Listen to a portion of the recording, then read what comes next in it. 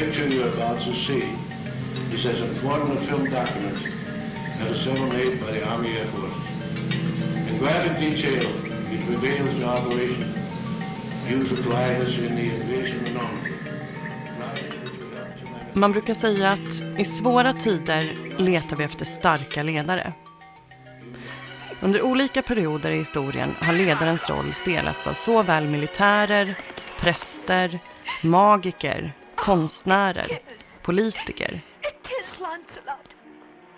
och under mer senare tid av företagsledare. VD för olika företag har lyfts till stjärnstatus och samhället betraktar dem som räddare i nöden i en tid av intensiv kreativ förstörelse. Varje ledare är en produkt av sin tid, så också företagsledare. De återskapar vår verklighet i samma utsträckning som de är produkter av rådande verklighetsuppfattning. Affärsvärlden skapar en modell av vår gemensamma verklighet, medan den också etablerar sig själv som modell för vår värld. För närvarande tycks vi uppleva en värld där det råder stor osäkerhet om vad framtiden innebär och vart vi är på väg egentligen. Företagsvärlden är en stark kandidat för att föreslå sig själva som de som bör hålla i kompassen och visa oss andra den bästa kursen framåt. Affärsvärldens modell av verkligheten blir normativ genom att den tillhandahåller mallar för våra identiteter och livsstilar. Dessa normer ger oss instruktioner om hur vi bör vara och hur ett gott liv bör levas. Hur du bör förstå dig själv och vilka dina valmöjligheter är.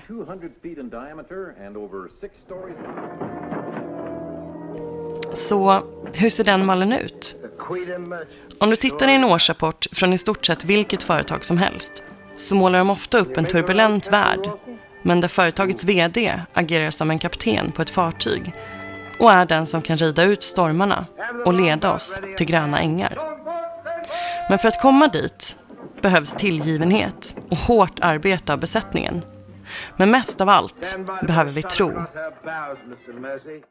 Du behöver credo. Jag tror.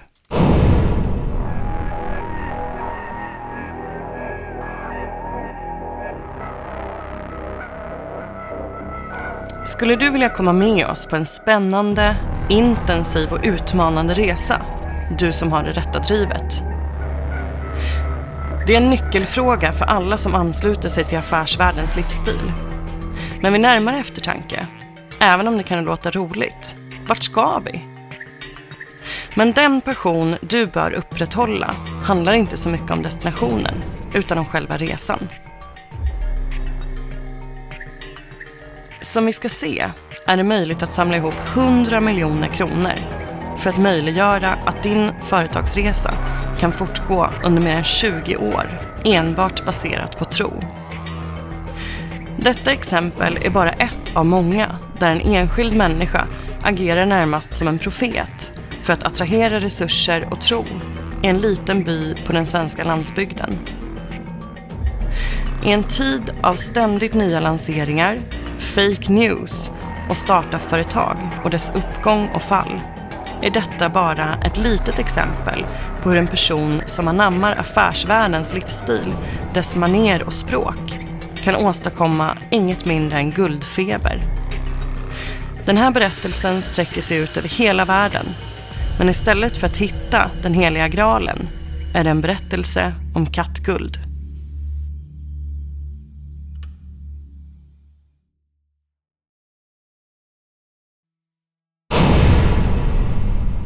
Ja, men det var ju så här att vi läser ju kommunens papper hela tiden.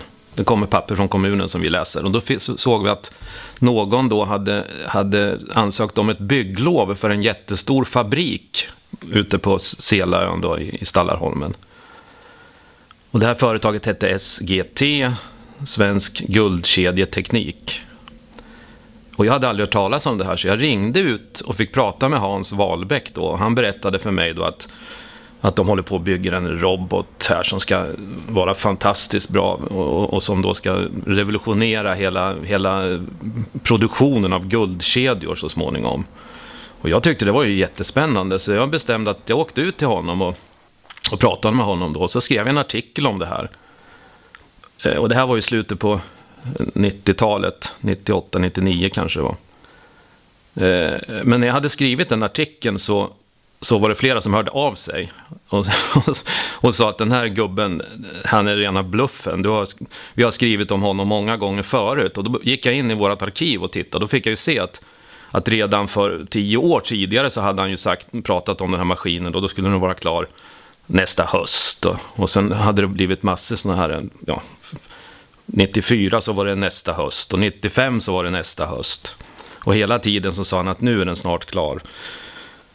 Och jag fick reda på att han hade fått in 70 miljoner, sa han då, från sådana här småsparare, små aktieägare och sådär då.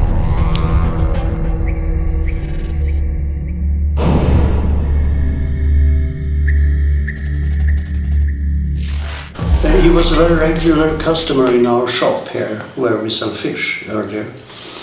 And soon enough he started to tell about his business, of course. He was interested to make me interested. He wanted, of course, me to buy shares of his company, which I never did, of course. I realized pretty soon that there was something tricky with this. He had worked so long time and got so little results out of it with this machine. Ja, nej, men sen när jag då av andra fick höra att vi har skrivit om honom förut och det där, han är mest en bluff, så blev jag väl lite förbannad på mig själv också att jag liksom inte hade kollat bättre än jag hade gjort då när jag började skriva om det här. Så då tänkte jag att nu ska jag gå till grunden med det här och se vad det här är för någonting då egentligen. Så jag tog ju, han skrev ju ett sånt här memorandum då att det var ju 200 tillverkare runt om i världen som var jätteintresserade av det här. Och de bara väntade på det här. Han skulle sälja robotar och det skulle inbringa miljarder till hans företag. Och det här skulle som sagt revolutionera hela världens ädelmetallsproduktion. Och framförallt då så hade han ju varit i Tyskland och där var det ju ett jätteintresse för det här. Så jag började med att ta kontakt med kanske 5-6 stora tyska tillverkare av sådana här kedjor. Och dessutom så tog jag kontakt med branschorganisationens ordförande i Tyskland. Och ingen av dem där visste vem Hans Wahlbeck var och ingen visste någonting om SGT.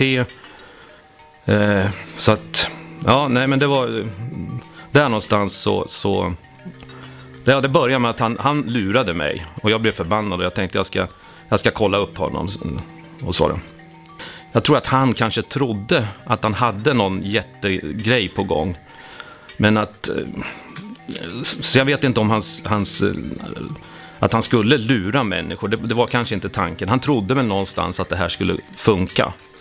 Men det här som man då skrev i de här olika memorandumen som man hade och de här olika... De gjorde ju reklam också på TV4 om det här och allt han skrev det var ju liksom att snart så har vi ett antal kontrakt med tillverkare här som ska använda vår maskin. De är nästan klara. Men det visade sig att det fanns ju inga kontakter, det fanns inga kontrakt eller någonting. Så där lurade han människor att satsa i det här företaget då.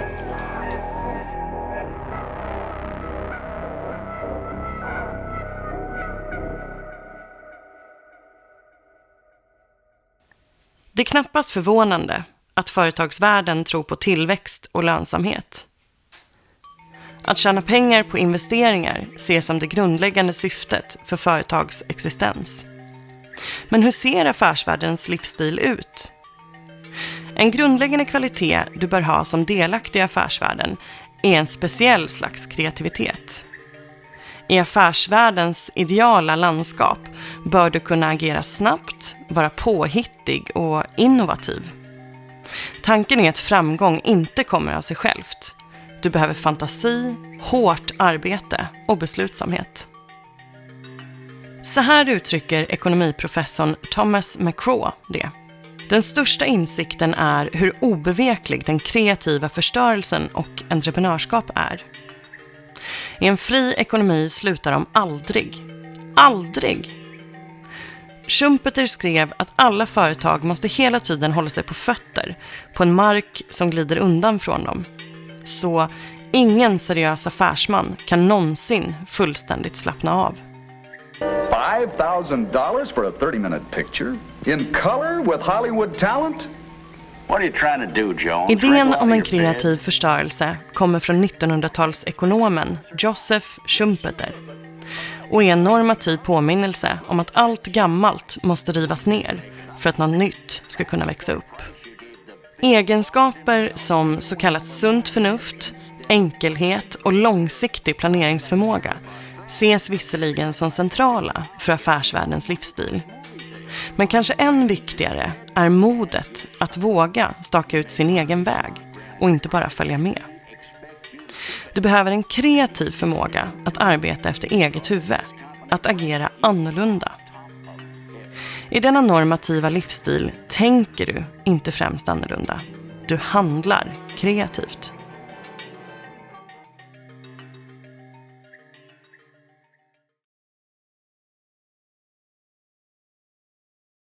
Hans affärsidé var väldigt bra. Det sa han ju också därför att han hade ju fått väldigt många priser.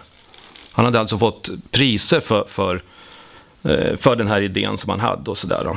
Och då tänkte jag ska kolla vad det är för någonting då. Och då kollade jag och då visade det sig att det var ett spanskt företag som hade som affärsidé att sälja priser till företagare runt om i världen. Och de fick betala rätt mycket då vad jag förstod. Och så fick de komma ner och så var det som en gala där i Spanien. Då han gick ju med om det var frack eller smoking eller vad han hade för någonting. Och han hade ju bilder på det där då. Men det var ju också någon slags... Jag pratade med svenska handelskammaren i Madrid och de sa ju att de kände till det här och de sa de varken avrådde eller någonting då att om företagen ville ha det här så var det väl en kul grej för dem. Men det var ju inte så att det satt någon jury och tog ut de bästa utan de som ville fick ju köpa de här priserna och vara med på den här prisutdelningen då.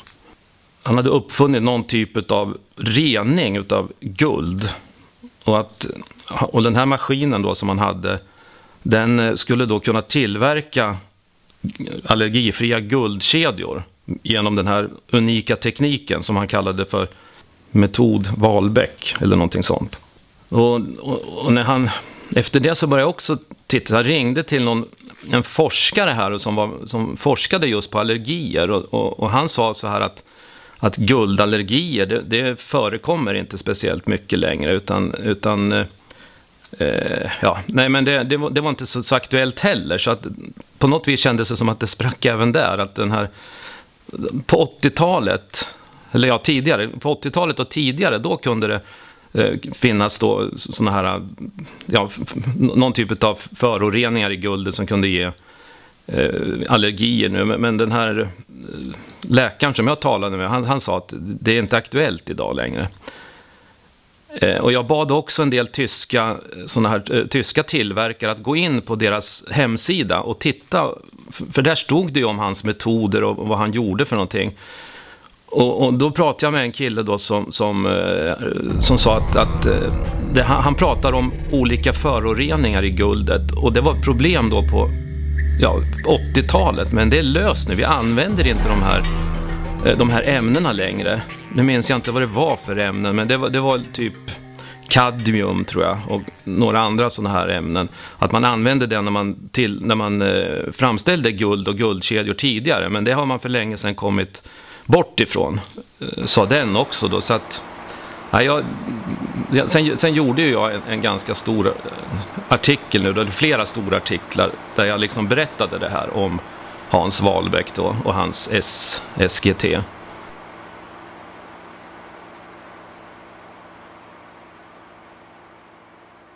Och om det här att det egentligen inte, det finns inga köpare, det finns inga tyska producenter som står i kö och väntar på att den här maskinen ska bli färdig.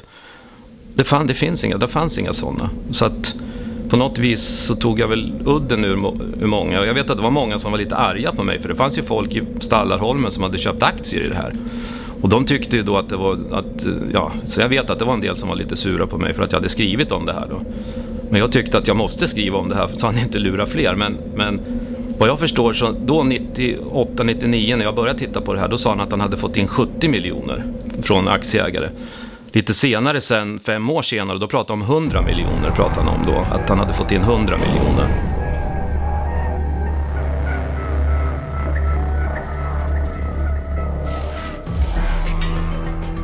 Men eftersom jag tror att det var sant då, för han gjorde ju en massa, han köpte ju de här dyra priserna och åkte på såna här saker. Han köpte ju ett hus på Teneriffa.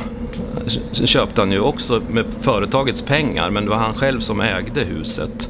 Han stod som ägare för det här huset själv. Han köpte, jag tror att han, det är inte, men jag tror att han också köpte en lyxbil åt någon typ av kvinna som han umgicks med. Och, ja, så det försvann väldigt mycket pengar på andra saker än den här maskinen. Och dessutom så hade han vid det här tillfället, när jag började skriva om honom, då hade han 8 anställda också. Och det var ju många som var anställda för att sälja aktier, men det var också tekniker och det var informationschefer och det var allt möjligt så där på det där företaget. Så jag tror att väldigt många också som jobbade där tyckte att de tjänade säkert väldigt bra och tyckte det var väl ett bra jobb då. Men sen så vet jag att de hoppade av en efter en. Och när de insåg att det här kommer inte att leda någonstans då. Det var hans dröm, så han levde i en dröm tror jag, Hans Wahlbeck. Och trodde säkert på det här väldigt hårt själv. Men jag tror inte att det någonsin hade kunnat bli någonting. Sen avled ju han nu då. Och nu minns inte jag om det var 2004, någonstans där. Och då visade det sig allt det här också när de skulle försöka reda ut företagets alla... Ja, det var ju ett väldigt invecklat system. Han hade ju 8 företag, bland annat ett på Virgin Islands och han hade ett i Holland. Han hade ytterligare några länder, något i Norge. Och ett av de företag som så huvudföretaget fanns på Virgin Islands. Och det gjorde det också svårt för svenska skattemyndigheter att se vilka pengar som fanns och inte fanns. Så att, men jag vet att sen när han hade avlidit och man skulle försöka se över om man skulle fortsätta med den här verksamheten eller inte, så kom de ganska snabbt på att det går inte. Det fanns inga pengar kvar, det fanns inte ett öre kvar i det här huvudföretaget då, som var på Virgin Islands. Det fanns liksom ingenting kvar där.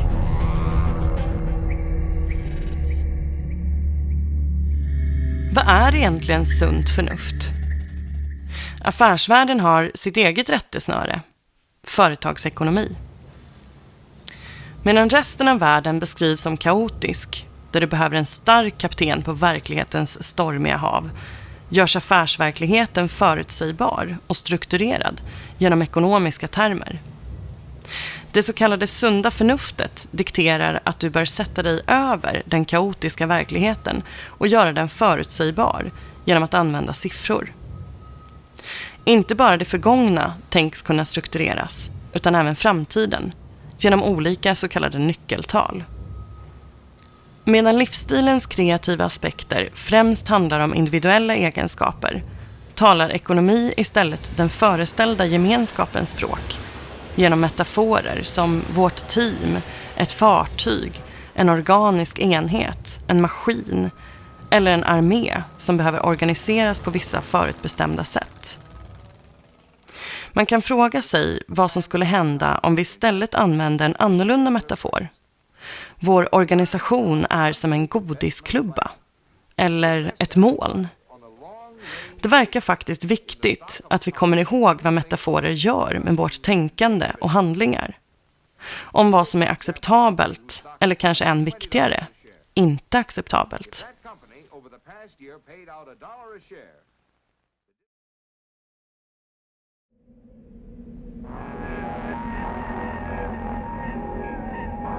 Han sa ju också att han skulle ha väldigt mycket guld i den här fabriken som han nu då skulle bygga. Och han ville vara kvar på Selaön i Stallarholmen, för om det skulle vara någon stor kupp mot honom så skulle man kunna öppna bron, och så skulle då de här kuppmakarna eller bovarna skulle bli kvar på ön. Så det var en av anledningarna till att han också ville vara kvar i Stallarholmen. För det skulle handla om tonvis med guld som skulle då finnas också, som han då skulle rengöra med sin metod. Och han skulle, men sen i den här fabriken, där skulle han bygga såna här robotar. Och hans idé, det var att de skulle leasas ut till tillverkarna i världen. Och de skulle styras av honom från Stallarholmen. Så att de skulle inte få köpa de här maskinerna, utan de skulle leasas ut. Och han skulle ha kontrollen över maskinerna. Så var det något fel så kunde han gå in i någon huvuddator då och rätta till de felen som skulle bli på de här, i de här som eventuellt skulle kunna bli då i de här maskinerna.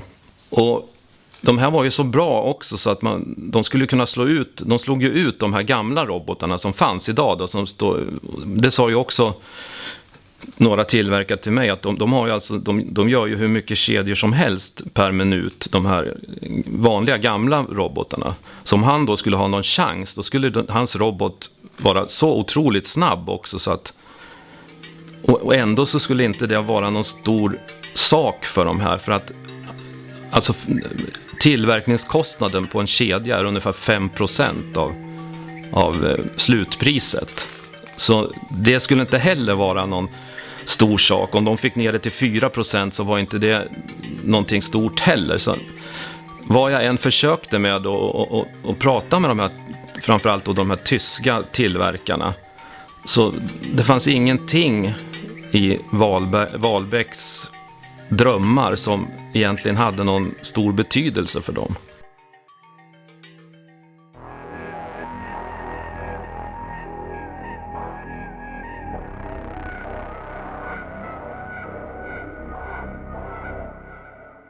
Det finns ingen annan förmåga som är så viktig för att skapa strategi som att kunna se in i framtiden.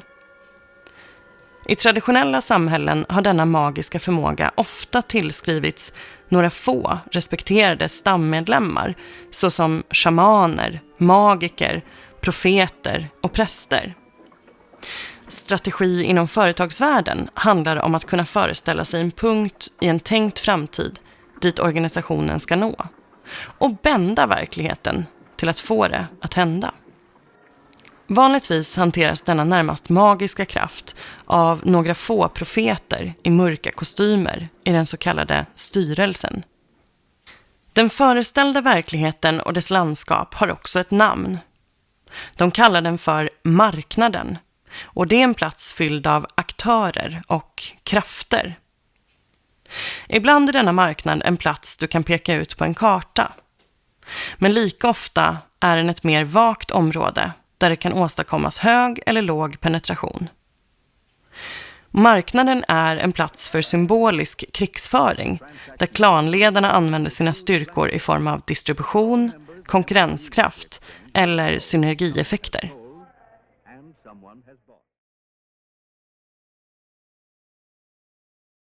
De påstod ju att den fungerade, för de hade alltså en pressvisning 2002, tror jag att det var. Då var det ju folk då från inbjudna människor. I det här memorandumet som han har, där stod det att på den här pressvisningen, när den skulle komma, då skulle det komma tillverkare från hela världen skulle komma på den här visningen. Och den var då 2002 utanför bostaden där, både bostaden och hans verkstad som var pressgården i gamla pressgården där på Selön. Det fanns inte en enda tillverkare från något annat land, inte en från Sverige heller. Det var Strängnäs Tidning var där, sen var TV4 där och sen var Strängnäsjournalen där. Och sen var det 2 eller 3 ryska tidningar av någon anledning och en lettisk tidning som var där. Vi såg den aldrig i funktion, men vi såg själva maskinen så att säga. Den stod liksom utan att den fungerade då in i ett rum helt enkelt.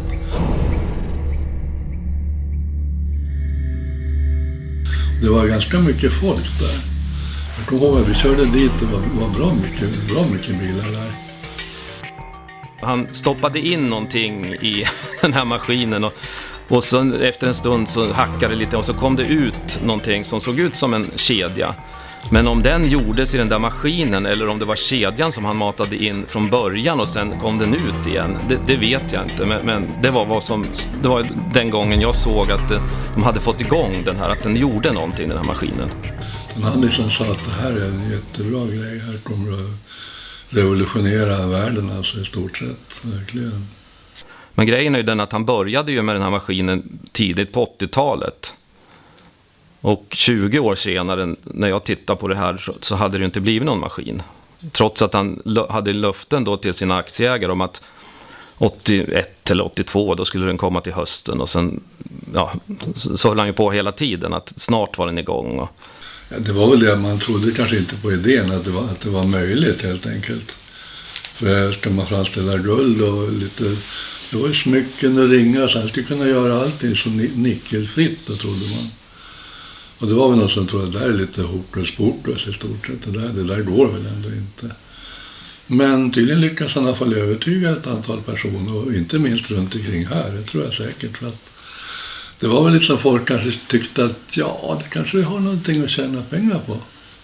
Han var väldigt försynt. Han pratade lite tyst, han pratade lite långsamt och han var väldigt pedagogisk när han berättade om allt det här. A very technical language, of course, created to mislead people and using words that they wouldn't understand. Och han gjorde ett trovärdigt intryck då, en äldre man som hade den här drömmen, och han berättade ju då första gången när jag var ute och pratade med honom då, när jag tyvärr inte liksom kollade honom riktigt noga då, så det lät ju fantastiskt när han berättade för mig om hur hela världens produktion av guldkedjor ska förändras och allt det här då, så att han gjorde ett väldigt, väldigt trovärdigt intryck. Yes, divided, but most people and some very influential people and important politicians locally were absolutely convinced that this was something great and going to be a big thing for this area. A long time, very long time. And I was quite early one of them who said, no, this is just a fake. And the others said, you're crazy, this is fantastic. Men det som de säger, de här som jag har pratat med, både kedjetillverkare, läkare och också, jag har också pratat med svenska som är i den här guldbranschen, att då i början på 80-talet hade han kanske en idé. Att hans idé kunde vara värt någonting. Men att det här har lösts under åren som har gått. Så han levde lite grann i det förflutna också. Att det var liksom... Ja, han trodde att han hade någonting, men tiden sprang förbi honom också. Så även om han hade kunnat fått igång den här maskinen, så är frågan om den hade haft något värde för någon annan än han själv då kanske. Ja, precis. Spionage här hade han. Han tror att spioner som... Han varnar för att gangstervärldens folk under friluftslivets täckmantel kan komma in på hans fabrik. Jag menar, det säger ju också någonting om vad han var för människa. Han trodde att de sprang och att det var folk som spionerade på hans de här. Och det var ju faktiskt väldigt roligt att jobba med det här som journalist. Det var jättekul liksom att få de här kontakterna och liksom få allting svart på vitt, att det här funkar inte. Det är ingen som vill ha den här apparaten, den här maskinen som han gör. Det finns inget intresse för den.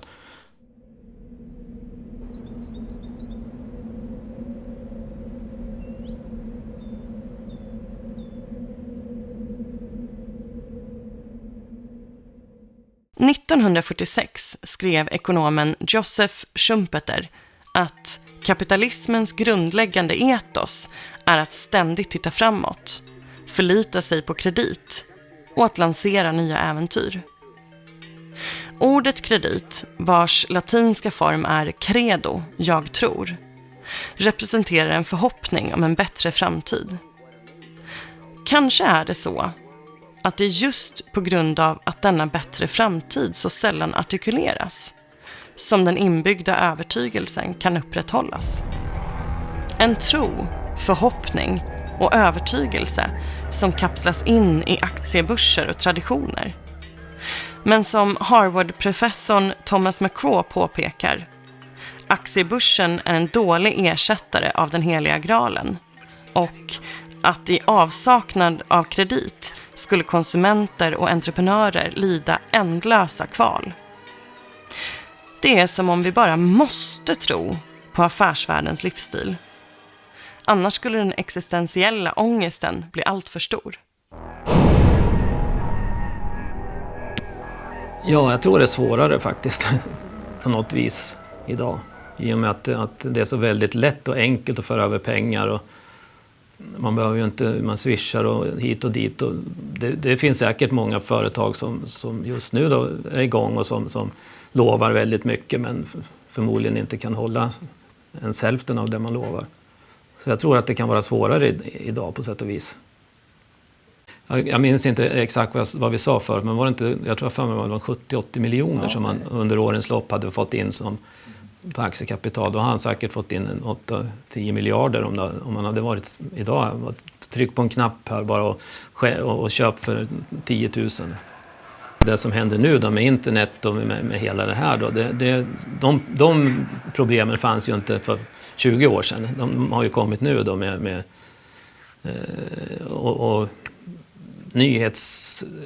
såna här, vad heter det, nyheter idag, och det finns ju en rad såna här lite ja, vad ska vi kalla dem för? Vi kallar dem för att de är väl inte helt seriösa utan vinklar ju väldigt hårt och vissa saker och skriver bara om vissa saker och så. Så att idag är det ju svårt för tidningar att också vara den enda informationskanalen som var tidning. Det var det ju tidningar och sen var det tv då. Nu har vi massor med folk och som skriver inlägg och som både hittar på saker men som också skriver om bra, avslöjar bra saker också naturligtvis. Så att det är ju mycket mer, mycket informationen kommer från så väldigt många olika håll nu. Och många får ju bara sin information via Facebook. De flesta säger ju det, eller många ungdomar säger det i alla fall, att det är folk som delar på Facebook och där får jag mina nyheter. Nej, men alltså så är det väl i våran värld. Det finns ju ärliga människor och så finns det de som kan rucka lite på sanningen. Och det finns det väl både i politiken och i företagsvärlden. Men och så, det har det väl alltid funnits, men jag tror att journalistiken faktiskt har blivit bättre på att avslöja de här sakerna. Nej, men alltså det är ju det som är bra med det här också, det är att det även finns nätbaserade informationskanaler som granskar de här olika nyheterna som många gånger är fake news, att man talar om att nej, det är inte så här som man påstår och det handlar ju väldigt mycket om invandringen och invandringens positiva och negativa sidor. Där är det ju väldigt, väldigt mycket siffror som bollas i luften och man får 30 000 om man är en pensionär i Sverige får bara 20 000. Det är mycket sånt där. Men då finns det ju de här viralgranskarna då, som faktiskt kan kolla upp de här siffrorna och så. Men om man bara då lyssnar på en sida, man bryr sig inte om de här granskande som har kommit fram till att nej, det här stämmer inte. De läser man ju inte då. Utan då läser man ju bara det man vill läsa och så får man sin sanning bekräftad. Och det tycker jag det är lite otäckt på något sätt. Att man inte på något vis kan se båda sidor. Utan man är så väldigt inskränkt och man vill helt enkelt ha sin sanning bekräftad. Och då läser man de inlägg och de sidor som kan göra det, kan bekräfta sanningen. Jag tror att det alltid kommer att finnas människor som vill söka sanningen på något vis och som vill göra eller vill publicera nyheter som är granskade och som är korrekta. Så att det kommer nog bli svårare för människor att välja eller att veta vad som är trovärdiga källor. Jag tror att det blir svårare och svårare Så att, men än så länge så lär väl papperstidningarna finnas under några årtionden till kanske, men sen försvinner de nog. Och då får man ta allt från den stora vida världen.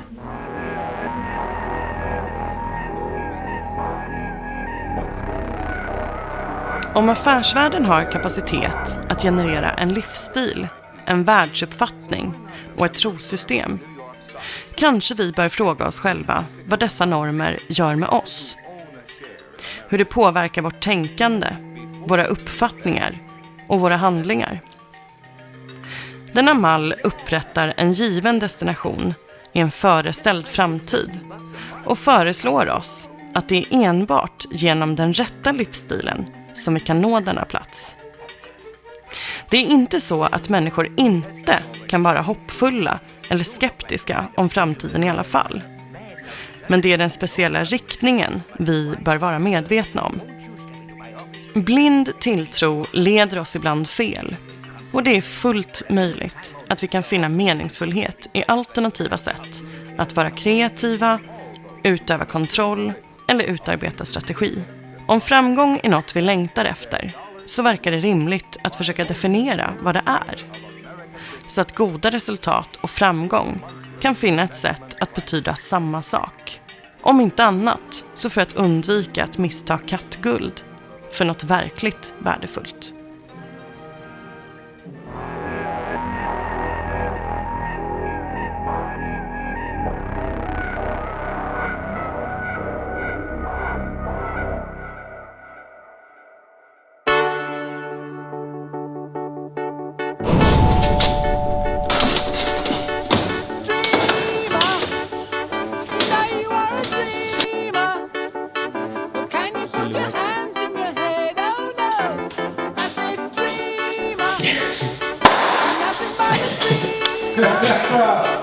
Can you put your hands in your head? Oh no.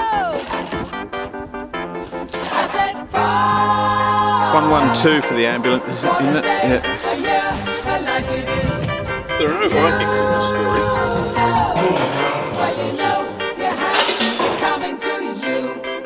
Alright guys, so I'm testing. Currently at full gain.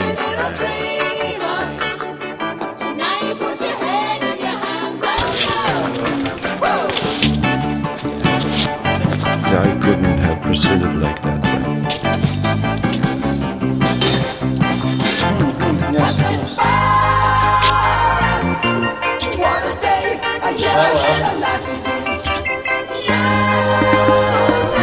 So I stand a little bit in the side. Or? Where do you want me?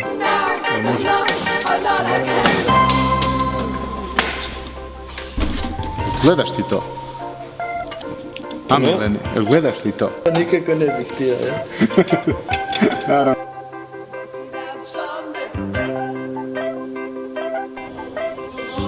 Sen var det mycket såna här lösningar. Han ville ha en dras hela vägen och den ska hänga, men jag hade för mig att vi hade... We know that. Corporate espionage. But another. Here's what we know so far.